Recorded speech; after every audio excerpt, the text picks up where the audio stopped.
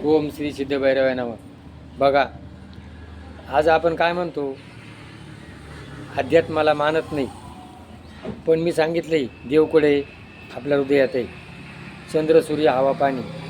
आणि मग आपल्या हृदयात जर देव आहे तर एखाद्या माणसाचा आत्मा हा जर तळतळाट जो असतो ना, तो दुसऱ्याला भवतो, त्याला काय म्हणतात भूत. तसं हे जे पाकिस्तानमध्ये सतत भानगडी होतात, झगडे होतात, अफगाणिस्तान त्याला पूर्वी काय म्हणायचं गांधार देश.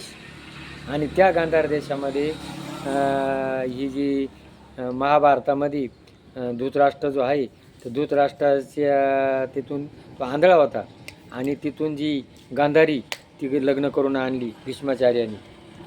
आणि मग तिचं अगोदर काय बोकड्याशी लग्न लावलं होतं हे जे ब्राह्मण लोक आहे ना यांनी. आणि त्या धृतराष्ट्राला कळलं तर त्यावेळेला डबल विवाहित मुलगी केली जात नव्हती. आणि त्यांनी काय केलं, मला फसवलं म्हणून त्या गांधार राजाला कैद केलं आणि त्याला अन्न पण थोडं थोडं अन्न द्यायचे.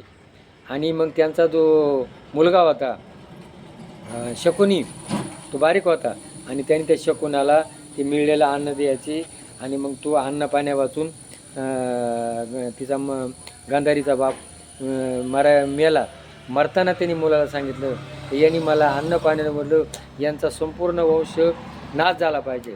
आणि मग त्याच्या हाडाचा फासा बनवला आणि त्या शकुनी मामा बहिणीकडे आला आणि त्यांनी पांडवांना हरवलं आणि पांडवांच्या हातानं सगळं कौरवांचा नाश केला. आणि मग जेव्हा गांधारीला कळलं की हे नाश व्हायला कारणीभूत कोण आहे, कृष्ण आणि आपला भाऊ. मग तिनं काय केलं, कृष्णाला शाप दिला का तुझं संपूर्ण यादव कुळ जसं माझं झालं तसं तुझं होईल. यादव आपसात लढून मेले आणि द्वारका पाण्यात बुडाली. आणि मग त्याला शाप दिला गांधार देशाला, अफगाणिस्तान पाकिस्तान तुम्हाला कधी सुख मिळणार नाही.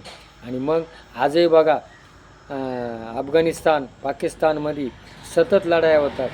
आणि मग पुलगामा हल्ल्यामध्ये आपले लोक मारली आणि मग सिंदूर याच्यामध्ये त्यांना हरवलं. आणि आजही बघा त्या पाकिस्तानचे सगळे तुकडे तुकडे झाले आणि त्यांना शांतता नाही. म्हणजे हा जो म्हणून कुणाचा आत्मा तळतळू नका, कुणाचा आशीर्वाद घेऊ नका, जगा आणि जगू द्या.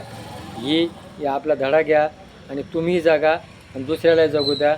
जय भैरवनाथ महाराज की जय.